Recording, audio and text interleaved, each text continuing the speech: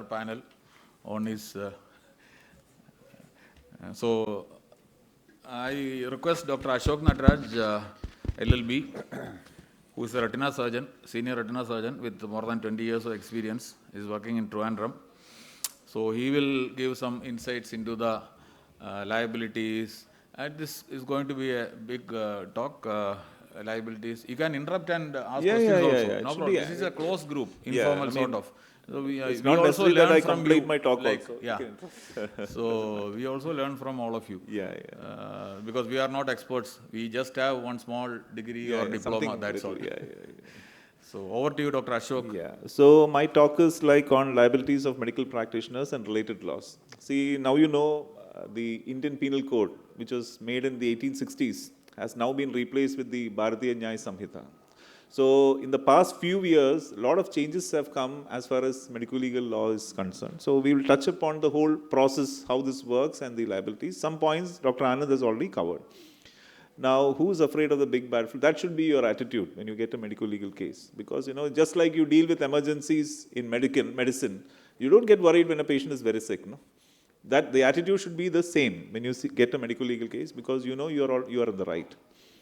Now, this is what a lot of people have told about negligence. Like when a doctor does not treat a disease which is treatable, it is negligence. So the basic thing is something called as standard of care. That is the key word. It's called as standard of care. So medical practice or negligence occurs when a health provider strays from the recognized standard of care in the treatment of the patient. Okay. So what is standard of care? As Dr. Anand Danekar said, standard of care doesn't mean the best treatment. It just means reasonable treatment that is followed by majority of the doctors in your community and it is recognized. So that is standard of care. And an important thing is standard of care is not only actionable. Not doing something also is a negligence. So suppose your patient has got appendicitis and you just give some paracetamol and keep on waiting, the appendicitis becomes an abscess and it bursts and the patient, you know. There has been cases where they say that the patient refused surgery and the doctor has been, you know, prolonging surgery like that, and patient had some adverse event. So not doing something, not following standard of care, by not doing something is also negligence, as important as doing something wrong. Now, these are the components of negligence. First thing is, you know, the patient comes to you and you start treating the patient. At that moment, a contract starts between you and the patient. Okay, so that is the duty of care. The patient comes to you, you are giving back treatment. So that is the duty of care. So there should be some relationship between you and the patient for negligence to happen. That's the first step. Second thing is, you know, now you're treating the patient. Now you're not treating them properly. There is a breach in the duty of care. And because of that breach in the duty of care, there is some injury happening to the patient. See, suppose, you know, when you're doing an intravitreal injection, there is a small corneal erosion, or your needle has touched the cornea, or there is an epithelial defect. You have created an injury. But after some time, the corneal epithelial defect is healed. It has not caused damage to the patient. Vision is still 6/6. So that is not negligence. And because of that injury, there should be damage to the patient also. So all these four components should be there. Even if you are negligent, if there is no damage, there is no negligence. So these are the four components that should be there. I mean, you give a wrong medical prescription, like patient's vision is not lost, psychological trauma, I agree. Actually, there is no damage. So that may not fall under this category of negligence. Now, what are the liabilities? See, like a lot of things are breached when something happens, goes wrong between the doctor and the patient. One is the tort. Tort means it is a legal term called tortuous. Tortuous means twisted. So it is something called as a civil damage. Okay, civil damage. Civil damage means for any wrong, for such damage, the remedy is give money as compensation. And the second thing is Indian Penal Code. That is a criminal liability that the doctor has towards a patient. And the third one is the Indian Contract Act. See, I told you, I say, okay, I'll do cataract surgery, give you 6/6 vision. Patient comes, gives you money. Now, if you're not able to do that, there is a breach of contract. So the difference between this breach of contract and the tort is, in the tort, the amount of damages is not specified. It is called as unliquidated damages.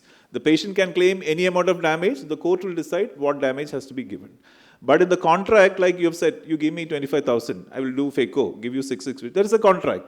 If there is a breach of contract, the liability is only the amount of money that you have asked for in the contract. Okay, you don't get 666 vision, you take this 25,000, end of matter. Okay. And then comes the Consumer Protection Act. That is also a part of civil damages under tort. Now, negligence as a tort, the most important part is unliquidated damages. It is a civil damage. The most important part is unliquidated damages. Damages that the patient can claim is not decided before. It is, patient can ask for any damage. The court will finally decide what damages has to be given. Okay. Then negligence as a crime. So, see, it depends on the amount of negligence. So, the most important part is there should be gross negligence as far as medical practice is concerned to call for criminal negligence. It should not be some small negligence. And how do you determine this gross negligence? First one, it is on the patient to prove that the doctor was grossly negligent. And second thing, depending on the circumstances, depending on expert witness, depending on a panel which is constituted to determine whether there is criminal negligence or not, it will be decided whether it was gross negligence or not. So that is the basic thing. And for a criminal act, there should be two things. One is guilty mind, mens rea, and actus reus. Mens rea means a guilty mind, a mind which is going to commit a crime. And actus reus means the action of crime. So these two factors has to be there in criminal negligence. But as far as medical legal negligence is concerned, we don't have any intention to harm the patient, correct? So we have a section called 304A, which says death or injury due to rash and negligent act by the doctor. So that is what comes. It is not intentional, it is unintentional, and it is not amounting to culpable homicide. So that is the section that is applied to doctors as far as criminal negligence is concerned. Then Consumer Protection Act, it is same as tort or civil damages. Only thing is in civil damages, you can go to a court, civil court. In case of Consumer Protection Act, you go to a consumer court for the same thing. I'll just explain it later, whatever it is. And then as Dr. Anand Dinekar said, something called as a res ipsa liquitor. It means that you leave a scissors inside the patient and the truth speaks for itself. I mean, you don't have a choice. And in that particular point, it is the duty of the doctor to prove his innocence. See, whenever there is a normal complaint, the patient or the complainant has to prove that the doctor is guilty. But when you do something like this, the onus of proving guilty or not guilty will fall on the doctor. He has to say that, I forgot, or, it was there from before, or something he has to say. Now, this is the civil liability. And another importance of civil liability is, see, not only the person who is involved in that is held liable, the owner of the hospital or the HOD of that particular department, including the hospital director, will be held liable. This is called as vicarious liability. Now, why we talk about vicarious liability is, when you ask for huge compensation, it is not possible to get the huge compensation from a poor doctor. So they have to involve the hospital, the director, the HOD, to increase the scope of these things, they'll involve everybody and then only they'll file a case. So suppose you work in a hospital, the case will not only come against you, it will come against the chairman of the hospital, the director of the hospital, and plus you. And you will only be the third person in that whole list. So that is how this works. That's called as vicarious liability. Then another thing as far as criminal liability is concerned is, I told you, rash and negligent act causing death of the patient. And the most important thing is criminal liability is the Dr. Suresh Gupta's case. Supreme Court in 2004 said that only when negligence was so gross and his act was reckless to endanger the life of a patient, criminal law for offense under 304A of the Indian Penal Code will apply. So this gross negligence has to be proved for criminal negligence as far as that is the only saving grace we have as far as criminal negligence is concerned. Then error of judgment is not negligence. See, you have a case, a patient comes with exudative RD. It could be VKH, it could be CSR, it could be a lot of other things. So it's a whole spectrum of differential diagnosis. So I treat an inflammatory kind of situation, which could be an atypical CSR with steroids. You cannot be held liable because it is error of judgment. I mean, that is not negligence because it's a panorama of situations which can mimic. And each doctor, according to the situation, may have different role of treatment. Now, why this happens, again, Dr. Anand Dinekar has said communication gap. The most important cause of medical negligence cases is from the doctor community itself. And that is because of a stray comment by a junior doctor, usually. See, what happens is many a time from the lower level hospitals, they go to a bigger center for second opinion, third opinion. There, the patients will be seen by fellows. Okay? And they'll see the patient as a very small stray comment from them and say, who has done that? What happened? The whole thing is now gone. Those stray comments is enough for the patient to feel that, his life has been ruined by the poor doctor who has referred this patient to the senior person. So one thing I would like to say is, if at all you are referring to any senior doctor, you identify the exact person to whom you are referring and send it directly to him and say that this patient is going to come and see you. Don't just put him in the big pool. And that's where all these problems will come. So doctor community itself is responsible for, giving the wrong impression to the patient, and that backfires on us also. Now, a patient has a grievance against you. So where does he usually file a case? Usually he will file a case in the Consumer Protection Forum. So Consumer Protection Forum is a quasi-judicial organization. It has got 3 tiers, one in the district level, then in the state level, and in the national level. And after that, the case will go to the Supreme Court. So that is the whole thing. So if your claim is up to 50 lakhs, it will be, the case will be filed in the district forum. From 50 lakhs to 2 crores, it will be filed in the state forum. About 2 crores, National Commission will be filed. Now, where will the case be filed? It depends on the convenience of the complainant. So suppose you treat a patient from Assam. He comes to Delhi. He goes back to Assam and he files a case. He can file a case in the Assam Consumer Protection Court. And every hearing you have to go to Assam. Okay, it is a wish of the complainant. His place or place where the cause of action has happened. That is, the injury has happened. So that is one bad thing about the Consumer Protection Code. Then electronic hearing, video conferencing is there. Alternate dispute redressal is also possible. The most important theoretical thing about Consumer Protection Forum is civil courts are already burdened with a lot of cases. And civil courts, the case drags for a long, long time. And the civil court, I said, 10% of the damages you are claiming, you have to already give. Then only you can file a case. And in Consumer Protection codes, it is said that the disputes have to be resolved within 3 to 6 months, at least in theory. But in practical, it goes for years and years and years together. That's a different thing. But in theory, it is supposed to be over in 3 to 6 months. And for Consumer Protection Code, it is a very loose thing. The complaint can be given in a very plain sheet of paper. The patient himself can be his lawyer. It's a very, very, loose thing. And the people who are sitting there in the panel, one person will be in the rank of a district judge or a high court judge or a Supreme Court judge. Other 2 people will be ordinary people who are having high position in the society.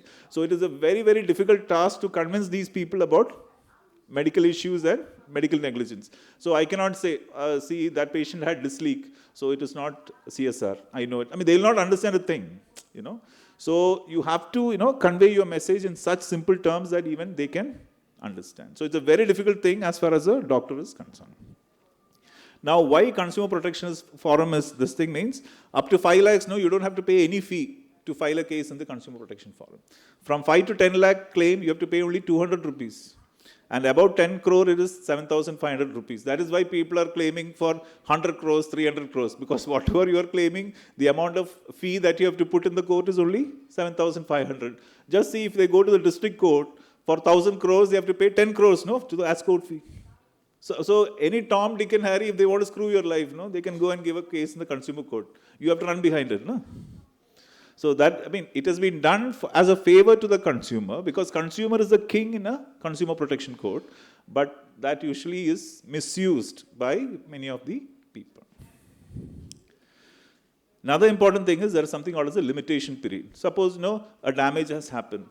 So if more than 2 or 3 years have passed after the period of cause of action or the damage has been done, then there is something called as a limitation period after which the person complainant cannot give a case in the court of law.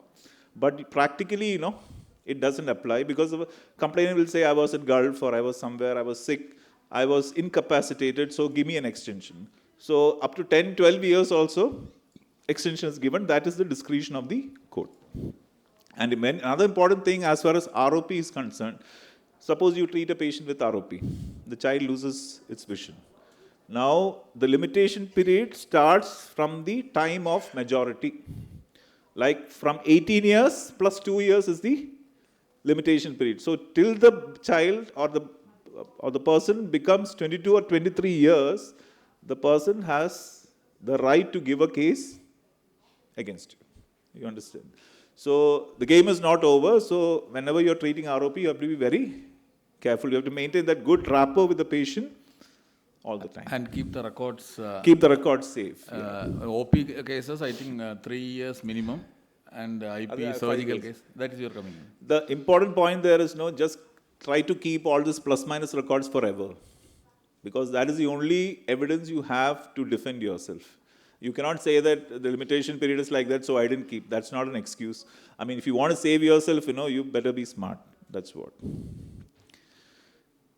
So this is why I mean, I'm talking about, and the procedure of how this happens is, first thing, the patient will file a he'll give a notice, legal notice to you. Then you have to reply to the legal notice.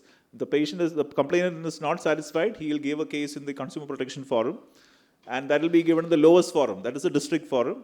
There you have to fight your case. If you fail the case, the appeal will go to the state forum. If you fail there, it will go to the national forum. If you fail there, the final appeal is the Supreme Court. And the process is, once a case is given, you will get a summons saying that a person has given a complaint against you, give me a reply. Okay. And that reply should be given within a period of 30 days. Okay, it is very, very important. 30 days is very important. Suppose, you don't give a reply within this period of 30 days, then you don't have a right to reply. Okay, the court will decide the case based on whatever the complainant is saying. So, see, if you go to a lawyer, lawyers are like very professionals. They have got 100 cases like what you have. You should not feel that yours is the only case that is there with the lawyer. So, and medico-legal things and medical things, the lawyer absolutely has no idea. Whatever you say, he will tell based on that. So, whenever you get a summons, from day one, you have to be fully involved in the case. You should go behind the lawyer and make sure that written statement or reply is filed on time. Because if you don't file the written reply on time, you lose the right to defend yourself. And then whatever the patient says only the court will believe. Okay, so that is very, very, very, very important, because as a medical professional, you have to run behind the patient and treat him. In the legal profession, the lawyer will chuma sit. You have to run behind the lawyer and get your things sorted out. So that is very, very important. And the time for appeal is within 30 days. And in the new Consumer Protection Act 2019, whenever you have to give an appeal, you have to pay 50,000 or 50% of the amount decreed by the previous court. So suppose a previous court has awarded us compensation against you, 50% of that you have to file in the consumer court to go for an appeal. So all these things, you have to make sure. And these are the precautions you have to take. I mean, keep the record safe, 2 years for OP and 3 years for IP. That is it. But I'm telling you, if at all you have a doubt, keep the records forever, because EMR stays. So, you have better to keep records forever. And consent forms, be truthful and frank. And consent forms are very important, and don't hesitate to investigate the patient. Suppose, headache, oh, no, I will not do CT scan, I will not do, don't be like that, because now days are not okay. So whatever investigations, whatever little doubt you have, you express it to the patient and go for full investigations. And now I'll come to there is some confusion regarding the laws as far as consumer protection is concerned. Now the latest law is the Consumer Protection Act of 2019. Now, when the Consumer Protection Act of 2019 was first introduced in the Parliament, healthcare and healthcare professionals were included in the law. Okay. And then there was a debate in the Parliament, and it was amended where the healthcare and healthcare professionals or professionals, that word was deliberately removed from the Consumer Protection Act of 2019. So whenever there is a law, the court has to interpret it when the case comes to the court. The most important interpretation is called literal interpretation. Literal interpretation means the legislature who has made that law, what is the intention of that particular law? That the court will interpret and give a judgment. So it is clearly mentioned that, professionals, these things should be removed from the CPA it is not even mentioned. What it was there was removed. So in such a situation, what happens is, there is a confusion. whether the CPA 2019 includes medical professionals or not. So for that, we have to depend on the interpretation of the courts in various case laws. Suppose a case goes to a court, how the Supreme Court interprets this law. Based on that, you have to decide whether this healthcare and healthcare professionals are actually involved in this particular 2019 Act or not. So for that, can you off that? Some sound is coming? That side, okay. So for that, we have two relevant case laws that have come up. One is in 2024, that is Bar of Indian Lawyers versus D.K. Gandhi, and the other one is Nivedita Singh versus Asha Bharati and others. Now, the D.K. Gandhi case, what happened was, there was this particular person who went to a lawyer, and he said, I have given a check to a particular, somebody gave me a check and it bounced. Now, I want the money from that particular person. So, it came to the court of law, and the court decided against the person who was accused. And that person gave that money to this particular lawyer. Now, the person who had initially who went for a case with this lawyer had not paid any fee to this lawyer. So, what the lawyer did, whatever money he got from the person, said that this is my fees, I will keep it, now you can all go home, like that. Then what happened, this guy went to the Consumer Protection Forum. He said, see, I am the consumer, I have given money, he is fighting a case for me. Now, according to the Consumer Protection Forum, I need a compensation from him. So that is this particular case, D.K. Gandhi case. Now, the Supreme Court reached the following conclusion. Supreme Court in CPA 2019 never intended to include professions or service rendered by professionals. Okay. So that is what the Supreme Court has clearly said. And second thing, what they said was, see, the basis of medical profession coming into the CPA Act is the IMA versus VP Shanta case, judgment. That is the basis. So the Supreme Court has now said that because the legislative intention was not to include professionals or medical professionals in the CPA Act of 2019, that includes lawyers and doctors, this particular IMA versus VP Shanta case judgment has to be revisited. That is what the Supreme Court has said. So the position is, it is not that Supreme Court has conclusively said that CPA Act of 2019 will not include doctors, but the direction in which it is going is favorable to doctors. So in such a scenario, I think it is up to organizations like IMA or AIOS to take up this matter. File a petition in the Supreme Court. So this was a 3-bench judgment. Now they have referred this to a 5-bench judge to revisit the IMA versus VP Shanta case, and suppose bodies like AIOS or IMA takes up this case, and if we can win it, probably our profession will be out of this CPA Act of 2019. So that is very, very important thing that has come up. Now the next is the Nivedita Singh case. Now the most important thing is you work in free hospitals. You give free treatment to the patient. Now if negligence happens, is the patient can he go to a Consumer Protection Forum and give a case against the doctor? Because, see, for a person to be consumer, there is a two-way traffic. You give service, he gives money for your service.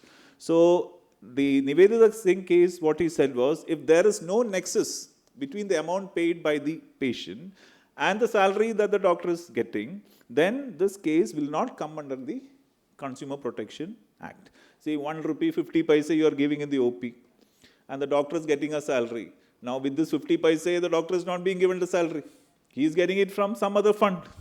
So you cannot say that just because I gave 1 rupee, now there is a nexus between me and you, and it will come under the CPA Act. So that is also an important thing. So probably in free hospitals, if the organization is able to prove that the income from the free hospital has no nexus with the salary paid to the particular doctor, then that particular thing will not come under the Consumer Protection Act of 2019. So